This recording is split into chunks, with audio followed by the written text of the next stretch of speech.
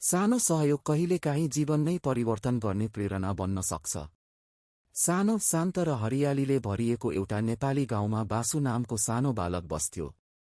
ऊ गरिब थियो, उसका जुत्ता च्यातिएका, झोला पुरानो अनि किताबहरू टालाटुल पारिएका।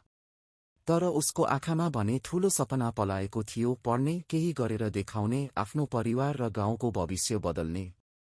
हरेक बिहान ऊ स्कुल जान ढुङ्गामाटोको बाटो हुँदै एक्लै हिँड्थ्यो। एक दिन स्कुल जाँदै गर्दा उसले बाटोमा एउटा कलम भेट्यो, सानो, पुरानो तर कोहीका लागि महत्त्वपूर्ण। उसले उठायो र स्कुल पुगेर त्यो कलम आफ्नो साथी रामलाई फिर्ता दियो। राम त्यो कलम हराएर चिन्तित थियो। बासुको इमान्दारीले उसको मन छोयो। त्यो दिनको ब्रेकमा जब बासु कुनामा चुपचाप बसिरहेको थियो, राम उसलाई आफ्नो नोटबुक दिएर भन्यो, "तँ पनि पढ, म तेरो साथ दिन्छु।" त्यो सानो सहयोग, त्यो एउटा नोटबुक बासुका लागि साधारण चिज थिएन। त्यो नै उसले पाएको पहिलो प्रोत्साहन थियो। त्यही प्रेरणाले बासुले हिम्मत र आत्मविश्वास पायो। समय बित्दै गयो।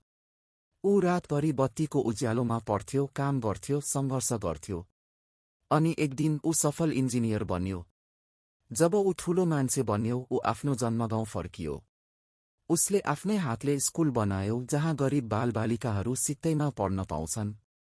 उसले त्यो स्कुलको मूल ढोकामा लेख्यो, "सानो सहयोग, ठूलो भविष्य।" बासुको सपना केवल उसको थिएन, अब त्यो गाउँका धेरै बालबालिकाको सपना बनिसकेको थियो। जीवनमा कहिल्यै सानो सहयोगलाई तुच्छ नठानौं।